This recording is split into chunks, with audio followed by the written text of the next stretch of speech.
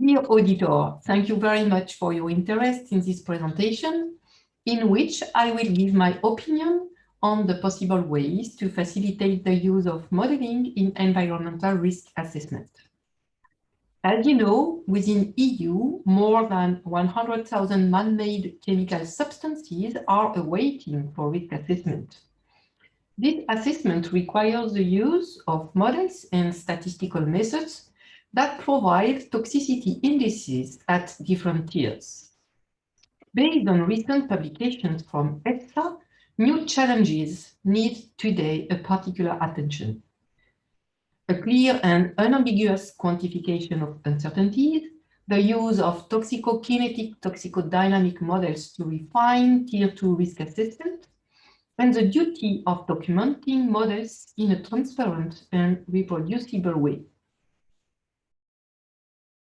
On this basis, here are the key issues that would need to be facilitated for stakeholders: the quantification of uncertainties, the account for realistic exposure scenarios, all transparency and reproducibility of outputs, accessibility to turnkey and user-friendly tools.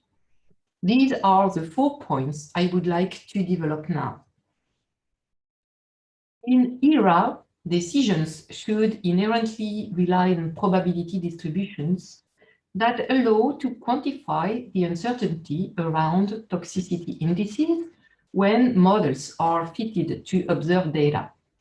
In particular, there is a need, even an obligation, now to provide uncertainties on parameters for those response models and to propagate these uncertainties until the calculation of toxicity indices, such as LC50 or EC50, for example. In this perspective, the Bayesian inference framework has proved its efficiency since several years. Indeed, Bayesian inference is based on the combination of prior information and the likelihood, that is the probability of the data given a model, to finally deliver a joint posterior distribution as a probability distribution. This posterior allows to extract particular valuable information in order to assess the goodness of fit, namely the potential correlations between parameters, marginal distributions for each parameter, summarized with point estimates as medians in 95% credible intervals. And you can also get the posterior predictive check that compare predictions with uncertainty to observed data. This slide provides an example of such kind of results obtained by fitting a 3 parameters log logistic model to survival data about Daphnia magna exposed to potassium dichromate. On the left, you see the fitted curve associated with its uncertainty, the gray zone, superimposed to observed data, the black dots. On the right, you first see the parameter estimate, among which the LC50, all of them being associated with their uncertainty. And below, on the right, you see first the posterior predictive check and potential correlations between parameters. Another issue for stakeholders is to easily benefit from advanced modeling approaches in order to assess for risk under environmentally realistic exposure scenarios. In particular, there is a clear need today to make available toxicokinetic, toxicodynamic models that account for both time and exposure concentration on effects due to chemical exposure for a specific species compound combination. As illustrated below on the left of the slide, such TKTB models allow predictions under pulsed exposure, is, for example, here for comparison with observations in case you want to validate a model. But here on the right of the slide, as you can see, you can also use TKTB model to get an idea of what happens under more realistic exposure scenarios that cannot be tested environmentally or experimentally. The workflow is, for example, recommended by EFSA for survival data to be described with GUTS-TKTD models. This workflow comprises 3 steps, starting with the calibration step, which consists in feeding GUTS models to standard survival data at constant concentration in order to get parameter estimates and uncertainty. Then the second step, validation, will use these parameter estimates to simulate the number of survivors over time under different exposure profile that are time variable, and to compare the predictions with observed data from a refined toxicity test. Then several validation criteria needs to be calculated in order to check for the validation. The third step, prediction, consists in making simulations under realistic scenarios to assess risk on how far is the exposure profile from causing a predefined effect.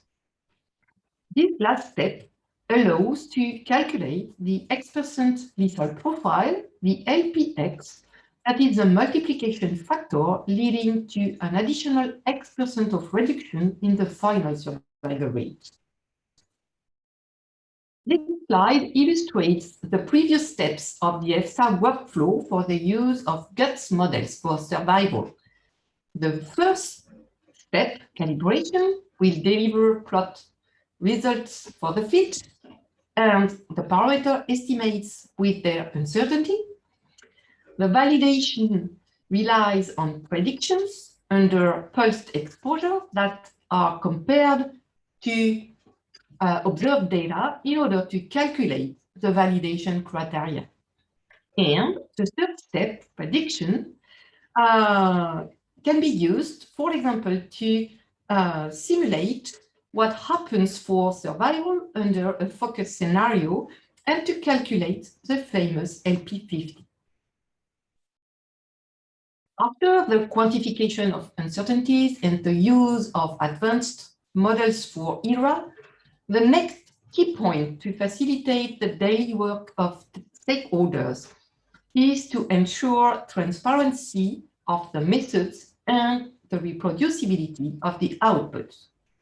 In this perspective, model equations and inference methods should be detailed, as well as algorithms, programming codes, and software that have been used.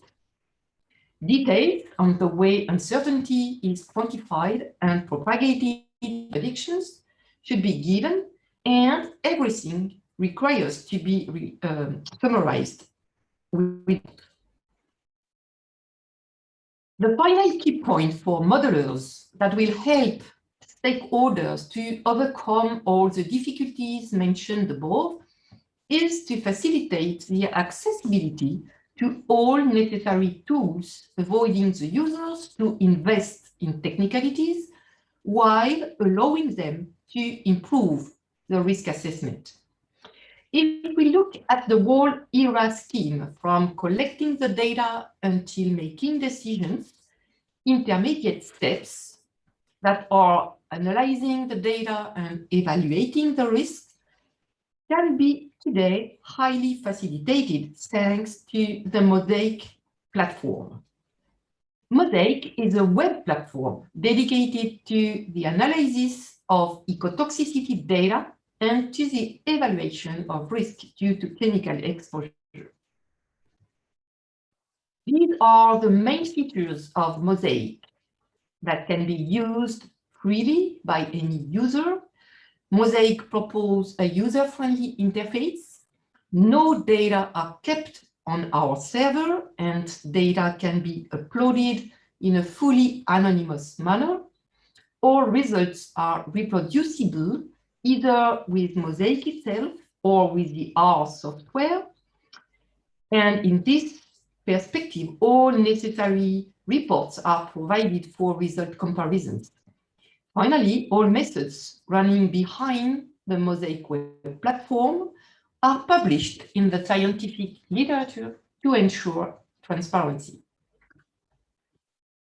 Today, Mosaic proposes a collection of services for ecotoxicology and environmental risk assessment. Mosaic exists since 2013. It is an all-in-one facility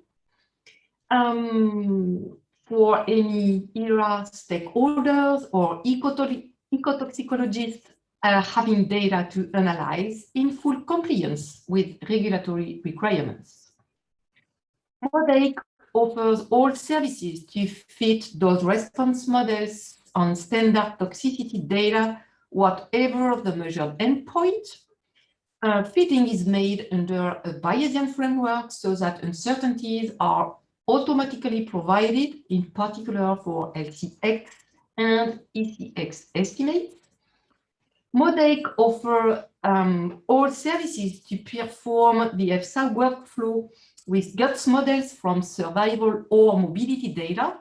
In particular, an LPX can easily be calculated, associated with its uncertainty. Since recently, Mosaic offers a service dedicated to the calculation of bioaccumulation factors from the fit of TK model to accumulation depuration data, accounting for several possible sources of exposure and elimination processes. And Mosaic proposes an SSD service for species sensitivity distributions. This tool is today the only one allowing for the use of inputs defined as intervals. Want to learn more about these tools? Don't hesitate to register to our next summer school or to ask for a one-day training course on Mosaic directly within your institution or company. Thank you for your attention.